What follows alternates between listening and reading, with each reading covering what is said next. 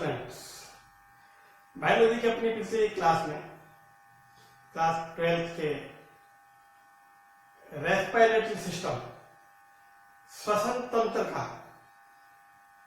अपन ने पहला भाग स्ट्रक्चर ऑफ रेस्पिरेशन श्वसन की संरचना को पढ़ा था और अपन ने देखा था कि मानव के श्वसन तंत्र में बाह्य नासारंध्र, नासा कक्ष, आंतरिक नासा क्षेत्र, ग्रसनी, लैरिंक्स के बाद ट्रेकिया, ट्रेकिया के बाद दो ब्रोंकाई, एक ब्रोंकस, दोनों ओर के लंग्स में, राइट वाले 3 में भागों में और लेफ्ट वाले 2 भागों में डिवाइड। ब्रोंकाई फिर आगे चलकर लोबुलर, फिर प्राइमरी ब्रेकियो, सेकेंडरी ब्रेकियो, टर्सरी ब्रेकियो, क्वाटरनरी ब्रेकियो या चतुर्थ श्वसनिका और रेस्पिरेटरी श्वसन श्वसनिका और अंत में एल्वियोलर डक्ट कुपिका में जाती है और कुपिका को अपन श्वसन की सतह कहते हैं। अपन ने बात की थी श्वसन तंत्र की संरचना की। आज बात करते हैं श्वसन की क्रियाविधि की। तो श्वसन की क्रियाविधि क्या है? Mechanism of respiration. मैकेनिज्म में अपन ये पढ़ेंगे कि किस प्रकार वायु श्वसन तंत्र में जाती है, किस प्रकार वायु श्वसन तंत्र से बाहर आती है, या यूं समझे सांस लेना, ब्रीदिंग, या यूं कहे वेंटिलेशन। वेंटिलेशन का मतलब एक वायु का आना और उसका वायु का जाना। तो जो मैकेनिज्म है वो एक भौतिक प्रक्रिया है।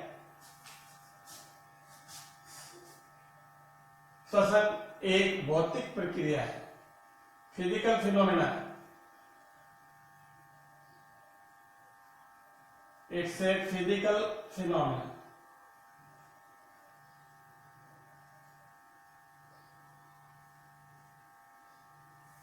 श्वसन की क्रियाविधि को ब्रीदिंग, सांस लेना भी कह सकते हैं। सांस लेना अलग है, श्वसन अलग है। ब्रीदिंग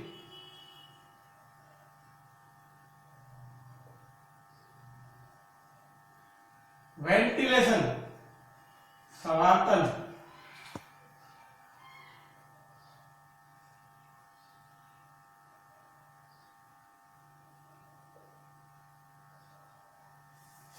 तो सांस लेना अलग है, श्वसन अलग है।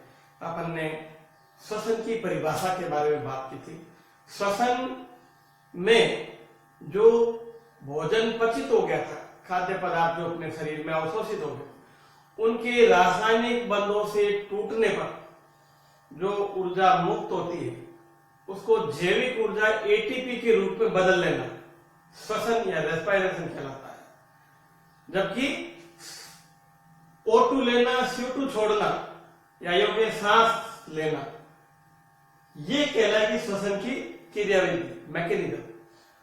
और जो अपन सांस लेंगे उस सांस में सभी प्रकार की गैसें जाएंगी, लंग्स में जाने के बाद उनमें से ऑक्सीजन को ग्रहण किया जाएगा और जो वायु बाहर छोड़ी जाएगी उसमें CO2 को छोड़ा जाएगा। ये अपन पढ़ेंगे फिजियोलॉजी या कार्यकी में। तो अपन यहां बात करें कि श्वसन की क्रियाविधि। तो श्वसन की क्रियाविधि में सांस लेना और सांस छोड़ना, इसको अपन ने नाम दिया ब्रीदिंग या वेंटिलेशन। ये क्रिया किस प्रकार से होती है इसको समझने के लिए अपने को पहले वक्ष गुहा की संरचना को समझना पड़ेगा। तो वक्ष गुहा अपने शरीर की पूरी गुहा, देह गुहा, सिलोम 2 भागों में बटी होती है। किसके द्वारा?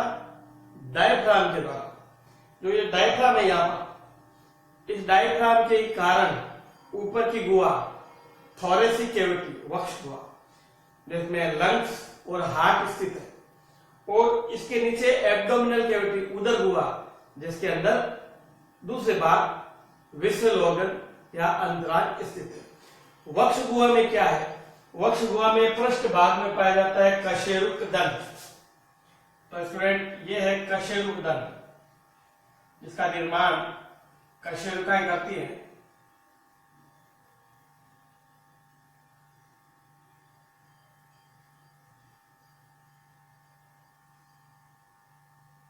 ये कशेरुका है।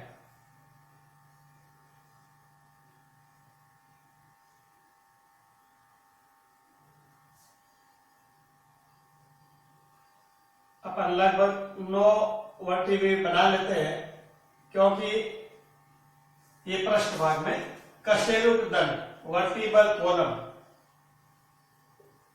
कशेरुकदंड और वर्टिबल कॉलम पृष्ठ भाग ये वाला। कई स्टूडेंट्स को ये कंफ्यूजन सर पृष्ठ कौन सा होता है, तो अपना पृष्ठ ये वाला भाग है, क्योंकि मनुष्य का विकास किससे हुआ, बंदर से। जो टेट्रापोड्स है, 2 जोड़ी पांच वाले यूं चलते हैं, तो सूर्य का प्रकाश जहां गिरता है वो पृष्ठ होता है, तो ये कशेरुकदंड है। और अधर भाग में स्टर्नम और पश्च भाग में डायफ्राम, तो इसको अगर मान लेते हैं, इसको पश्च मान लेते हैं स्टूडेंट, तो ये हो गया डायफ्राम, जिसकी आकृति होती है डोम शेप, गुंबद नुमा। अरे पेशों की बनी हुई एक मजबूत संरचना है, जो श्वसन क्रिया के अतिरिक्त मूत्र और मल त्याग में भी सहायक होता है। डायफ्राम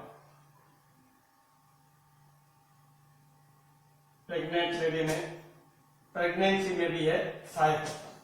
ये हुआ डायफ्राम। यहाँ एक उपास्थि होती है, जिफॉइड उपास्थि, ये पश्च भाग हो गया और इसको अपन ने नाम दिया डायफ्राम। तनुपट हिंदी में कहते हैं इसको, लेकिन डायफ्राम कॉमन नाम है। ये जिफॉइड उपास्थि,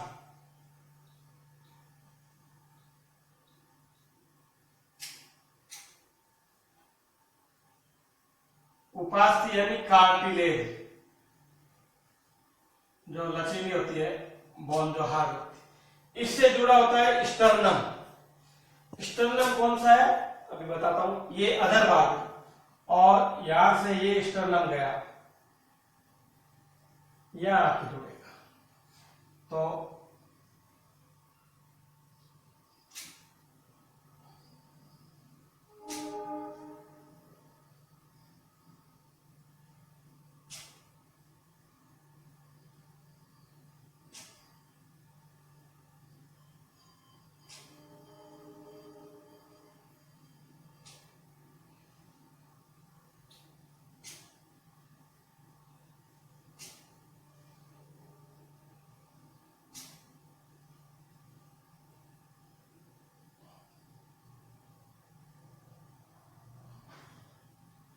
ये स्टर्नम, हिंदी में बोलते हैं उरोस्थि, ये इसका हो गया अधर भाग।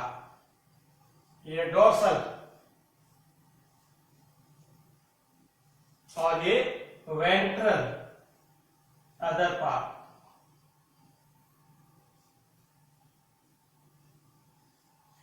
So sternum is ventrally placed, sternum अधर भाग में स्थित होता है।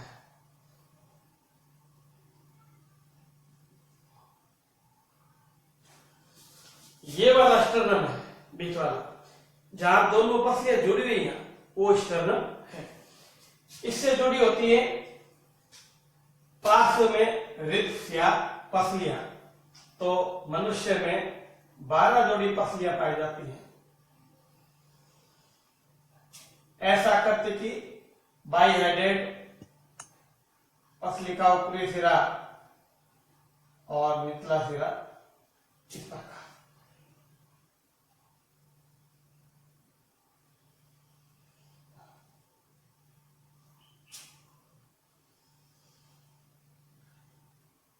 ये रिब्स और पसलियां ऐसा करती हैं। ये लंबा भाग कैपिटल,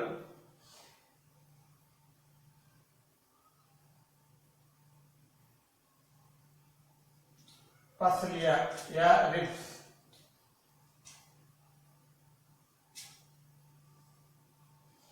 इन पसलियों के बीच में क्रॉस करती हुई इंटरकोस्टल मसल्स पाई जाती है। ये पसली के ऊपरी सिरे से प्रारंभ हुई है और निचले सिरे की ओर आई, इसलिए तीर का निशान यूं लगा है। दूसरी पसली दूसरी पेशी जो इस पसली के नीचे से प्रारंभ हुई और पिछली पसली के शीर्ष भाग तक गई।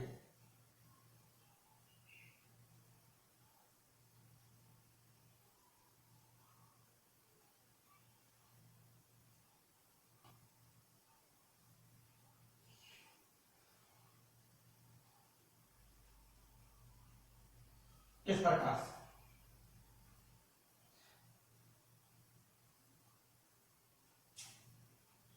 यहां लिखा हुआ तीर का अनुसार दो प्रकार की इंटरकोस्टल मसल्स, अंतरापर्श्विक पेशियां, इंटरकोस्टल मसल, अंतरा पर्श्विक यानी पसलियां, पेशियां दो प्रकार की हैं। कौन कौन सी? एक है एक्सटर्नल और एक है internal. Intercostal muscle, internal intercostal muscles, तो ये वाली EICM एक्सटर्नल इंटरकोस्टल मसल और ये वाली इंटरनल इंटरकोस्टल मसल्स आपस में क्रॉस कर रही 12 जोड़ी पसलियों के मध्य में। ये आगे का भाग ग्रीवा है, ग्रीवा क्या? ये पश्च भाग का हुआ डायफ्राम।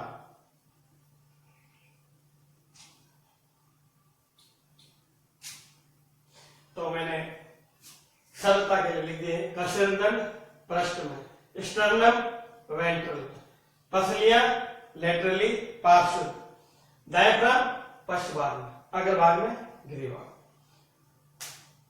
इसमें अपन देखते हैं कि जो वक्ष गुहा है वो एक बंद बक्से की भांति है और इसके अंदर फेफड़े हैं, लंग्स हैं। लंग्स की भित्ति अपने आप फैलती और सिकुड़ती नहीं है, जैसा कि एम्फीबियंस में होता है। मेंढक में फेफड़े अपने आप फैलते और सिकुड़ते हैं। यहां फेफड़े की भित्ति इस वक्ष गुहा की भित्ति से बिल्कुल सटी होती है। वक्ष गुहा का आयतन बढ़ेगा तो फेफड़ा फैलेगा, वक्ष गुहा का आयतन कम होगा तो फेफड़ा संकुचित होगा।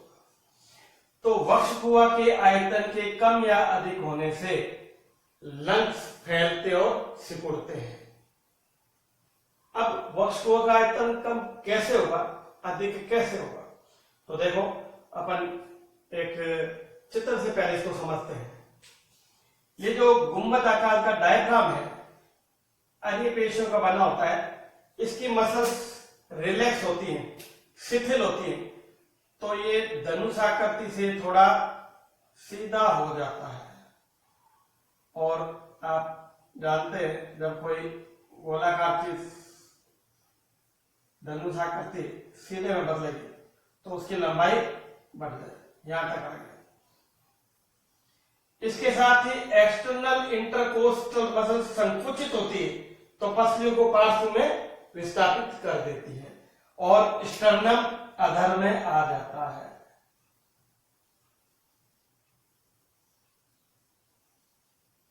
स्टर्नम अधर भाग में विस्थापित हो जाता है।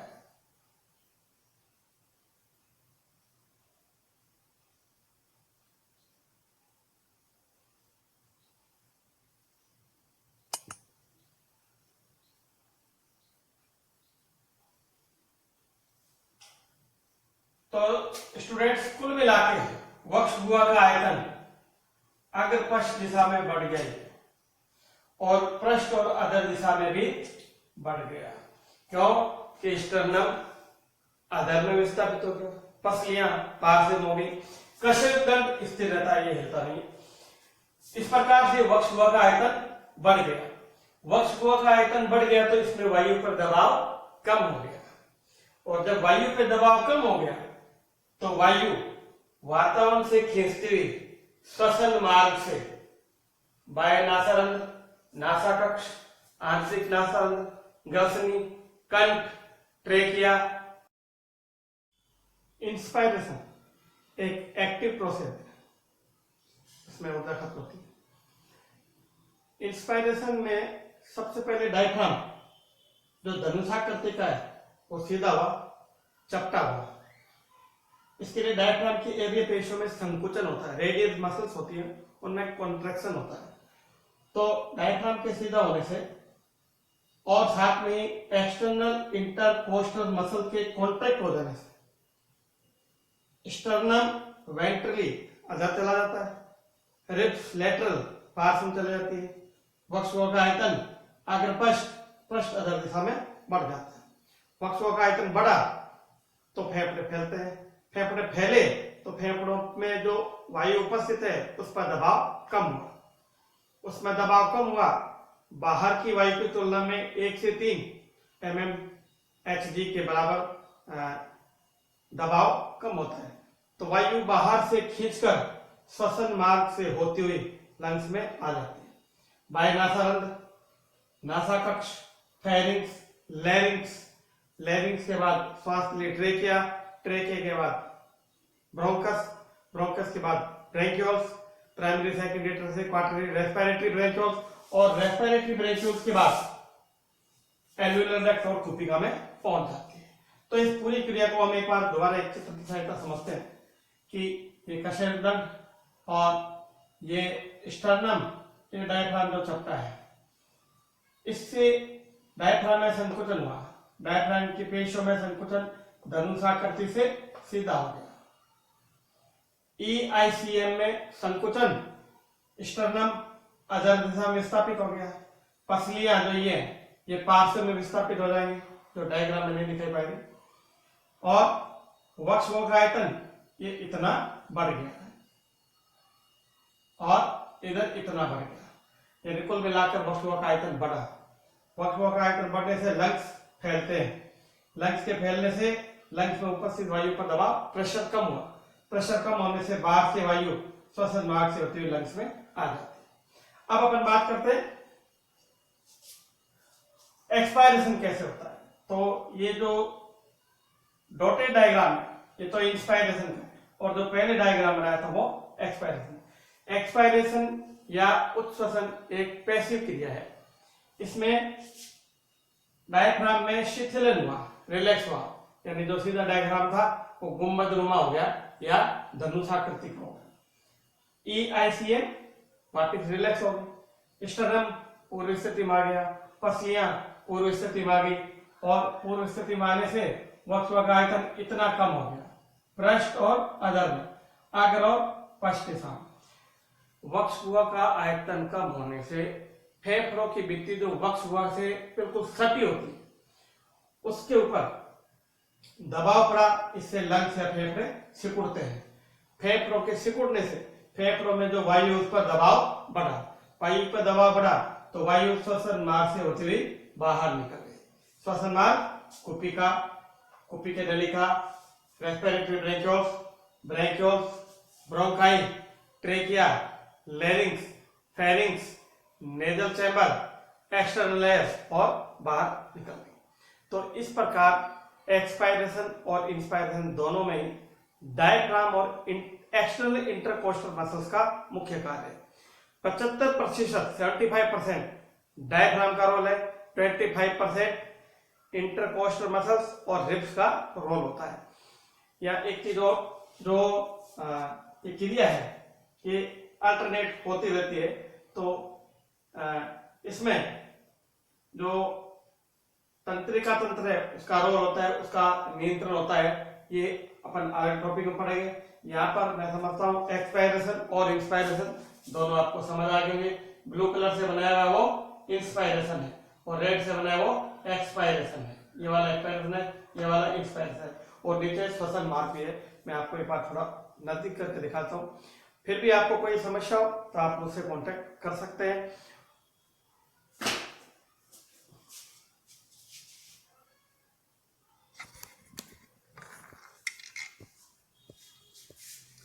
ये आपको कशेरुकदंड और रिब्स दिखाई दे रही है।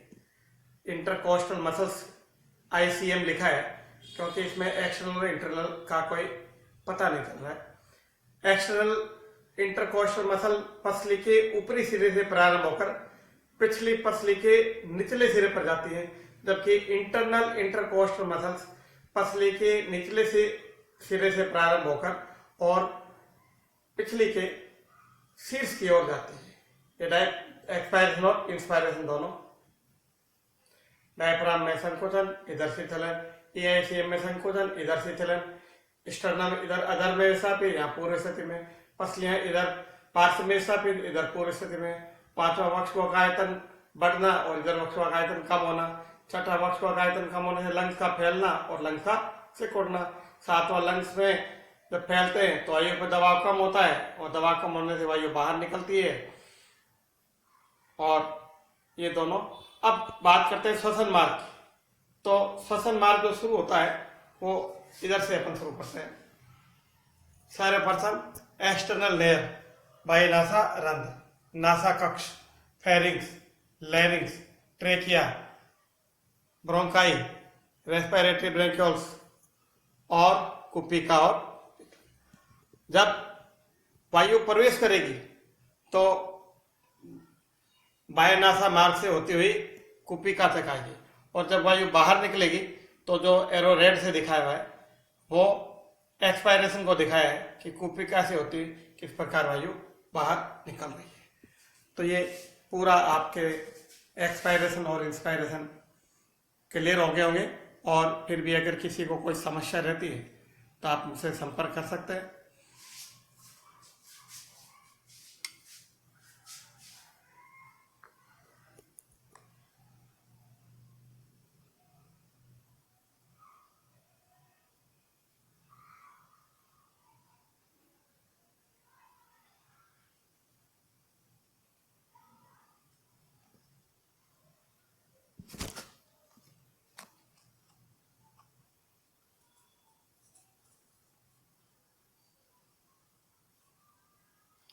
तो मैं समझता हूं श्वसन की